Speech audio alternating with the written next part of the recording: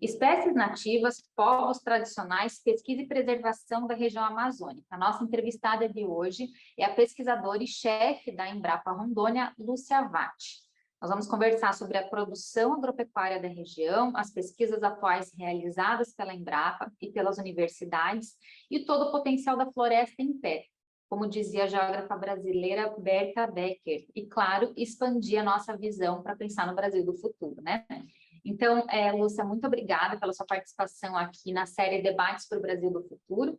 E gostaria que, em primeiro lugar, né, você fizesse alguns esclarecimentos gerais sobre a agropecuária na Amazônia. Falar um pouquinho sobre essa questão da produção mais familiar, das comunidades, e também do cerrado, né, que também é chamado de lavrado, a questão de produção de soja, enfim. Vamos dar uma nivelada aí nas questões relacionadas à produção da região amazônica. Ok, eu agradeço, né, primeiramente a participar, né, aqui junto com você. A Amazônia realmente tem sido debate no mundo inteiro, né? E muitas vezes a gente pensa que o desenvolvimento ou o crescimento da agropecuária, né, ele só tem o lado ruim, porque também a gente vê muito na mídia, né, a questão de desmatamento, a questão de vilões, né, como a pecuária, a soja, e se cria vamos dizer assim, um estigmatismo de que soja é sinônimo de desmatamento ou de devastação, né?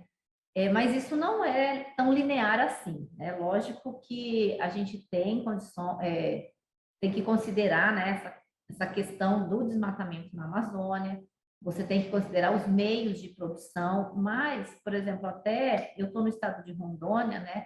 O estado de Rondônia é um estado que ele se destaca pelo desenvolvimento e pelo crescimento, principalmente do agro, né, junto com as indústrias. E se você for ver a história de Rondônia, ela traz esse ensinamento de que é possível se desenvolver, né, conciliando floresta e desenvolvimento da agricultura, principalmente. Lógico que não dá para você ficar 100% de floresta, né? A gente tem que ter as áreas, mas você pode melhorar a produtividade através de tecnologias. Então, e é isso que a Embrapa tem feito, né? A Embrapa tem trabalhado tecnologias para que você produza mais em menos área. Então, às vezes você tem uma área de pastagem degradada, que ela não está servindo para nada, e você consegue ali colocar milho, colocar soja, colocar um ILPF, e melhorar a condição, né, de vida das famílias, melhorar a produtividade sem necessariamente desmatar mais, né? Rondônia é um estado que se fala assim, Cães desmatou, né? Mas hoje a gente tem mais de 60% do estado com floresta, né? Lógico que você compara com a Amapá, ou às vezes com o Acre tem 80%, quase isso, né? De 80% de desmatamento, aliás, de floresta. E aí, fala, 80 com 60, mas isso é porcentagem. Se você for ver o estado de Rondônia, é 2 vezes ou mais o tamanho do estado do Acre. Então, se você for olhar em hectares, por exemplo, em quilômetros quadrados, não é tão diferente assim. E a gente fica com aquela impressão, com aquela fala de que o estado se desenvolveu, mas ele desmatou. E isso não é verdade, né? A gente consegue, por exemplo, Rondônia tem crescido muito na questão dos grãos, né? Mesmo da soja, do milho, e aí você vai para uma escala de indústrias, de silos, de oportunidades, de novos negócios, de gerar ICMS. Só para você ter noção, né? Se você juntar o valor bruto da produção do estado de Rondônia, ele é 3 vezes mais se você somar Acre,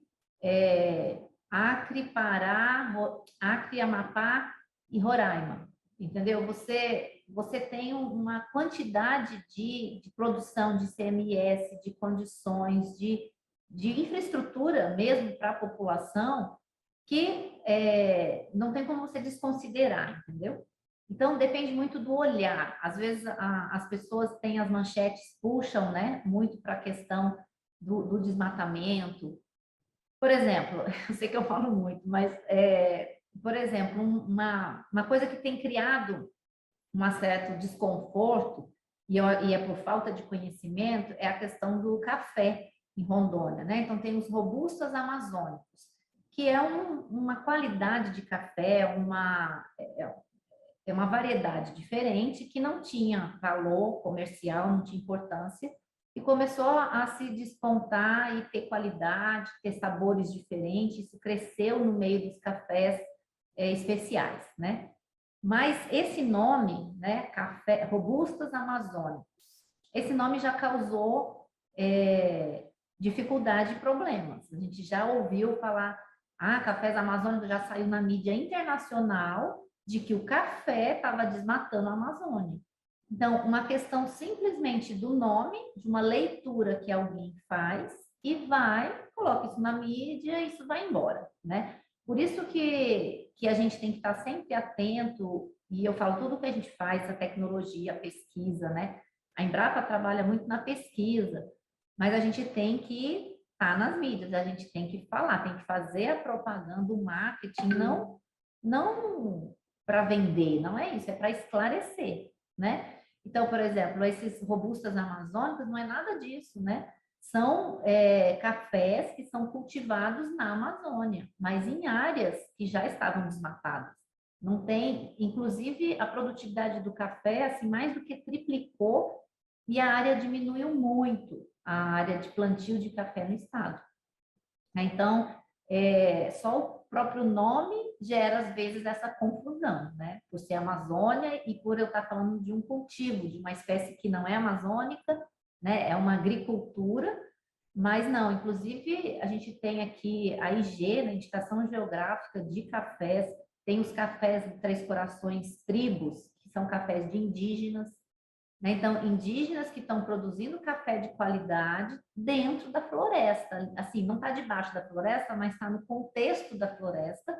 Isso traz todo um diferencial, entendeu? Até de produtividade, de qualidade, né?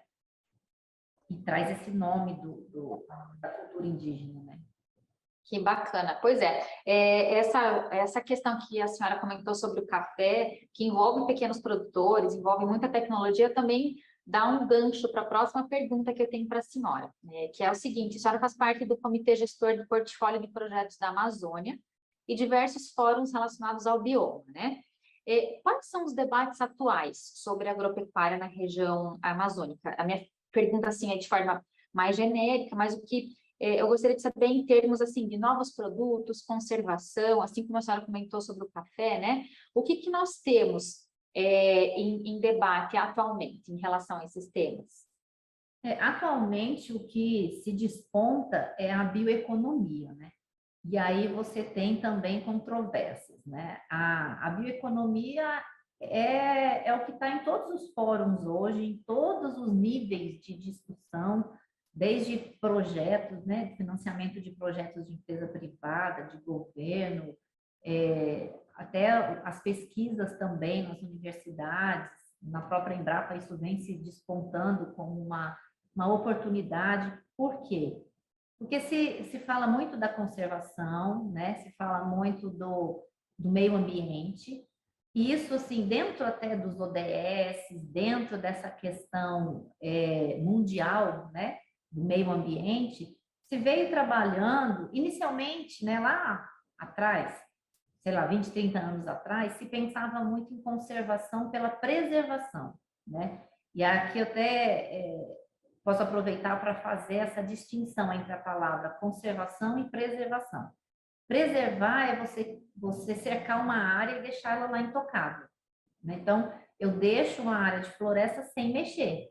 E conservar, não. Conservar é manter aquela área ativa, manter aquela área como floresta e numa dinâmica florestal, vamos dizer assim. Porque as árvores estão morrendo, estão nascendo outras, né? E você tem toda a dinâmica natural da floresta. E vários estudos, né, nesses últimos 20 anos, principalmente, começaram a demonstrar que a preservação por si só não conserva.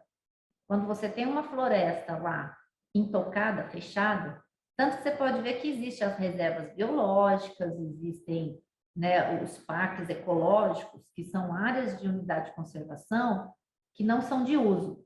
Mas isso a gente não ouve falar, né? A gente quase não ouve falar, parece que isso não tem tanta importância hoje como as reservas extrativistas, as florestas nacionais. Então, áreas que são de floresta, mas que tem pessoas lá dentro, que vivem ou que exploram, que usam, né, o recurso florestal. E aí se desenvolveu muito esse conceito de conservação pelo uso. Então, quando a gente usa a floresta, a gente consegue conservar. Quando a gente não usa, a gente não conserva. Especialmente, mesmo se for uma área que tenha pessoas ali, né? Se eu tenho uma propriedade, que eu tenho uma área de floresta, falo, eu não posso mexer, aquilo ali me incomoda, né? Vai falar assim, eu tenho tantos hectares aqui que eu não tiro nada. Agora, quando eu começo a fazer o manejo, né, dessa área, eu vou tirar o açaí, vou tirar a castanha, vou tirar a borracha, vou conseguir uma renda, mesmo os povos tradicionais, eles dão valor para aquilo, entendeu? E quando muitas vezes tem uma oferta de uma outra atividade que é predatória, ele faz a conta e fala, não, se eu derrubar uma árvore aqui, por exemplo, uma andiroba que me dá semente de andiroba, se ele tem ali, né, um contrato no mercado, por exemplo, a andirobeira me dá todo ano tantos quilos, né, de óleo de andiroba, vamos supor assim, aquela região. Se eu for tirar para vender a madeira dela, eu vou receber, tudo bem, mas é uma vez e nunca mais. Então, esse raciocínio, ele é natural, né, das pessoas. Então, quando a gente usa, a gente conserva, né? E aí, voltando para a tua pergunta, o que está muito em voga, em discussão, é a tal da bioeconomia, que é o quê? É o uso da floresta ou o uso da biodiversidade, né? Então, seja de fungos, seja de bactérias, né? Seja da microbiota do solo, seja dos produtos não madeireiros, ali como as sementes, os óleos, né? Os alimentos da floresta, as palmeiras, para a gente trazer valor e trazer produtos que possam ser industrializados, sejam comercializados. Aí há uma dificuldade que é a gente colocar o sistema produtivo, né, que muitas vezes é extrativista, porque falta domesticação de muitas espécies, esse sistema produtivo para o mercado.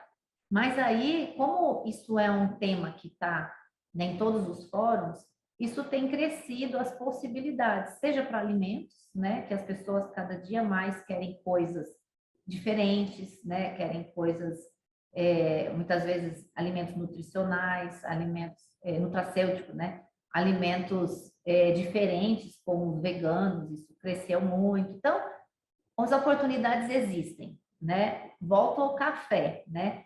Que não é assim, a gente o café ele é naturalizado, né, brasileiro. Então, por exemplo, mas voltando assim ao café, por exemplo, o café há um tempo atrás, todo café era café. Você não tinha hoje a infinidade de produtos que você tem numa prateleira, né? Café gourmet, café frutado, café isso, café aquilo. Então, você tem uma infinidade de produtos de sabores. A mesma coisa a gente pode fazer com cacau, a mesma coisa a gente pode fazer com açaí, né? Então, a pesquisa também, ela tem se debruçado muito nisso, de achar nichos, achar até as indicações geográficas por história, né? Então, assim, as possibilidades, elas são inúmeras. E a gente precisa desenvolver junto com as comunidades, né? Junto com as empresas, produtos, serviços, situações que a gente possa não ser só fornecedor de matéria-prima. Porque aí também a Amazônia, até então, ela tem sido muito fornecedora de matéria-prima. As indústrias estão fora, ou fora da região ou fora do país, né? Tem as plantas medicinais, né? Então, assim, a voga hoje é o tal da bioeconomia, da Amazônia 4.0, né? De você trazer tecnologia. O foco, assim, a mensagem, eu acho, é tecnologia. Uhum. E quais são os principais produtos hoje? A senhora comentou do café, açaí. Quais são os principais produtos hoje provenientes? Hoje, produto alimentício, né, de maior, assim, não madeireiro, que vem da floresta, de maior valor é o açaí, né? Você tem o açaí, em segundo lugar a castanha, né, produtos da floresta. E aí vem os óleos também, com muito interesse ali, os óleos de copaíba, mandiroba, pracaxi, tem várias coisas, principalmente para cosméticos, né? Tem algumas coisas para alimento, mas os estudos têm crescido, o interesse, né, das empresas por esses óleos. O cacau é uma coisa que o Brasil já foi um grande produtor de cacau, mas ele perdeu o mercado, né? Perdeu bastante, mas ultimamente tem se trabalhado, tem se falado, o cacau está assim numa movimentação, é muito mais de plantio, mas usando materiais, melhoramento genético, buscando na própria natureza, porque o cacau é nosso, né? É nativo daqui. E aí, da mesma maneira assim do café, eu acho que o chocolate também é uma coisa que mudou muito, né? Chocolate era chocolate, você tinha algumas marcas, mas hoje você tem uma infinidade de produtos, de gostos, de públicos, né? E de possibilidades de você fazer com o chocolate. Então, o cacau é uma coisa que vem aí com um potencial enorme, né? E aí tem várias outras coisas, né? Babaçu, piaçava, são coisas menores, né? Às vezes, assim, mais difíceis, mas se eu fosse colocar aí, a própria borracha é uma coisa que também tem crescido, porque ela saiu da Amazônia, né? Ela foi para plantio, mas tem voltado. Aqui em Rondônia, eu sei de regiões, reservas, que os extrativistas voltaram a produzir borracha. Tem contratos com empresas da Europa para produzir solado de calçado, que tem uma qualidade diferente, a borracha nativa, né? Então, assim, é um potencial da bioeconomia, né?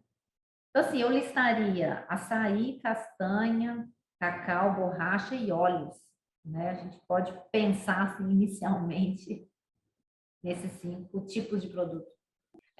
Agora, falando especificamente sobre uma pesquisa que vem sendo realizada pela Embrapa e por universidades aqui do Brasil, né? Sobre a genética da castanheira. A maior parte da castanha do Brasil é produzida no país, vem de florestas nativas da região amazônica, inclusive por comunidades ribeirinhas, comunidades, povos tradicionais, enfim. Como é que a pesquisa entrou nesse contexto aí da genética da castanheira? A castanheira é uma espécie ícone, né, da conservação e da floresta. E o nosso grupo, né, eu até faço parte desse grupo, a gente trabalha, já tem estudado a castanheira há mais de 20 anos, estudando a produção, a forma de manejo, como melhorar produção, como ser sustentável, né, já que é extrativismo e é uma semente. Então, assim, teoricamente, a gente tem que tomar cuidado porque eu estou tirando a semente que é gerada, né? Que a floresta produz, a gente está tirando como um produto comercial. E isso, no futuro, né? Pode ser um futuro longo ou não, você pode diminuir as populações. E a questão da genética, nós começamos a estudar a genética para entender a variabilidade e para entender como que a castanheira se espalhou na Amazônia como um todo, porque existem algumas teorias, né? Tem uma hipótese de que a castanheira ela foi disseminada por pessoas, porque naturalmente a dispersão por animais não consegue ir em longas distâncias.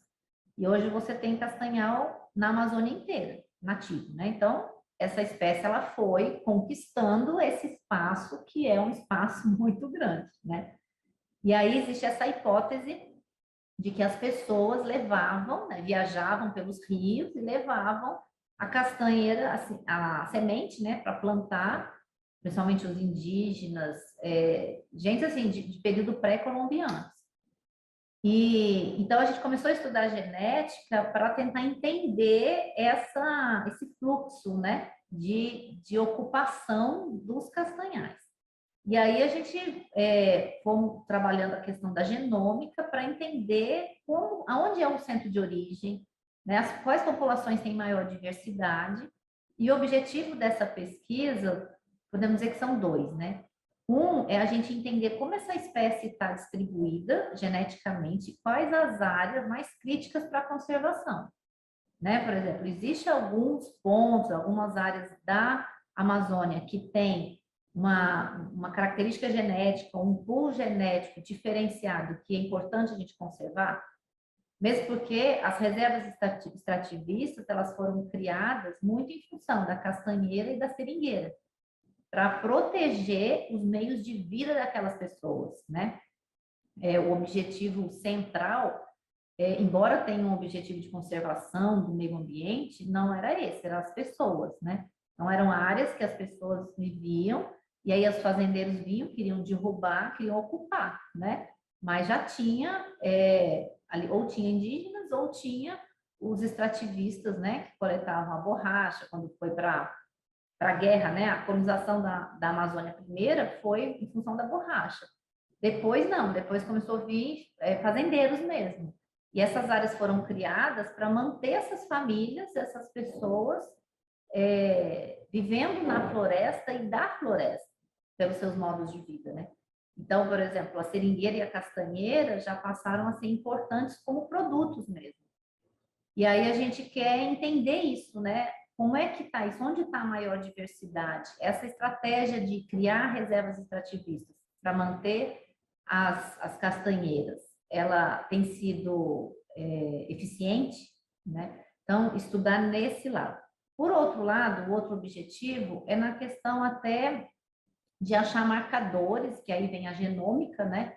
São ferramentas da biotecnologia, para a gente achar marcadores que estejam ligados com produtividade, porque a gente pensa, né, e trabalha na questão de melhorar a produção. É um produto que está no mercado internacional, é um produto importante de interesse, e quanto mais a gente melhorar a produção, tem muitos extrativistas que eles querem melhorar a qualidade de vida, muitas vezes plantando castanheiras em sistemas agroflorestais, né? Então, a gente tem um programa de melhoramento, buscando identificar genótipos, plantas que sejam de alta produção, se desenvolvam, né, bem nessas características junto com outras plantas, e a genética ela vai trazer um ganho muito grande em termos de tempo no melhoramento, porque a castanheira é uma espécie centenária, né? E se a gente for fazer o melhoramento tradicional, vai demorar aí 200 anos para você conseguir selecionar o material. E com a biotecnologia, né, a gente consegue, de repente, fazer isso em 10, 20 anos. Ganha muito, né? Que bacana, interessante. Pois é, agora a última questão que eu gostaria de abordar com a senhora é a seguinte: como aproveitar todo o potencial da floresta em pé, né, da diversidade de espécies, dos produtos potenciais, etc., para o desenvolvimento social e econômico da região? Vem dentro de todo esse contexto, né, que eu estou falando. Para a gente poder aproveitar, primeiro a gente tem que ter tecnologia. E a tecnologia pode ser desde uma tecnologia social, né, da gente entender como que é feito o aproveitamento ali de espécies, porque as comunidades, as famílias que vivem na floresta, elas conhecem muito bem aquilo. E elas exploram, de certa forma, a floresta, as espécies, seja para sua subsistência ou comercialmente, né? Então, como que a gente pode fazer isso? É entendendo junto com as comunidades, e aí eu chamo a atenção disso, porque não adianta a gente chegar de fora achando que entende tudo, porque a gente não entende. A gente tem, muitas vezes, né, o pesquisador, ele tem ali conhecimento da fisiologia, conhecimento de como funcionam alguns sistemas, mas quando você vai para a diversidade que é a floresta, a gente não consegue explicar. E o extrativista, ele consegue explicar, né? Então, deixa eu ver um caso aqui, por exemplo, teve num encontro que eu estava junto com pesquisadores e extrativistas, e aí, por exemplo, os pesquisadores estavam estudando a questão de um macaco lá, de um primata, né? Fazendo o estudo da diversidade e tal, e de repente, num determinado ano lá, os primatas sumiram no inventário. E aí, qual foi a conclusão do trabalho? Alguma coisa caçou, né? Alguém caçou muito os macacos, houve um problema ali que deu um problema demográfico por alguma ação humana, né? Antrópica, e aí você vai para essa linha, porque você acha, estou monitorando, está tendo, de repente não tem. Aí os extrativistas falaram, não é nada disso. Sabe o que que foi? Esses macacos, eles estão numa floresta de taboca. E a taboca é uma espécie, né, de tipo de bambu, e eles se alimentam dos brotos do bambu. E o bambu, ele toma conta da floresta, mas num determinado momento ele floresce e morre. Mas isso ocorre a cada 20 anos, entendeu? Um tempo muito grande que ele floresce. Ele floresce e morre. Naquele ano, aconteceu isso com o bambu. O bambu morreu, os macacos não tinham mais o alimento, eles foram embora para outro lugar. Entendeu? Então, se você não tem esse conhecimento que às vezes ali é do dia a dia, e os pesquisadores eram da área de fauna, né? Não de planta. E aí, tipo, não se preocupou, não entendeu com aquilo. Então, quando a gente está estudando, avaliando o manejo, né? Querendo dizer qual a melhor forma de eu fazer o manejo, o conhecimento tradicional ele é muito importante, porque ele faz essas ligações que tem muitas vezes algumas falas que eles colocam para a gente que não tem sentido biológico, mas te dá uma dica de você entender o porquê daquele mecanismo ou o porquê daquele evento que você viu, né? Então, a gente precisa conhecer, a gente precisa estudar, e se a gente quer trazer tecnologia, seja para coletar melhor um produto, seja para buscar uma sustentabilidade para que aquele produto não se acabe, a gente não pode vir com conhecimento que a gente tem só acadêmico, entendeu? Né, porque a gente estuda pedaços, a gente não consegue ver o todo. E aí o extrativista ele vê. Então, eu falaria aqui duas coisas, né? Tecnologia e conhecimento tradicional, conhecimento ali o social, né? O ecológico, do ponto de vista de quem vive lá, de quem entende, mesmo que ele fale um absurdo biológico, né? Às vezes fala um absurdo, fala isso aqui não pode ser, mas tem um sentido e ajuda a gente a descobrir, ajuda a gente a estudar, buscar as hipóteses e aí trazer soluções, né? Que bacana, Lúcia. Obrigada pela entrevista, pelas contribuições e reflexões aí para o debate sobre o Brasil do futuro, inclusive trazendo exemplos, uma entrevista muito didática para que nós possamos entender todos os contextos envolvidos aí na região. E obrigada mesmo pela participação aqui. De nada. Até mais.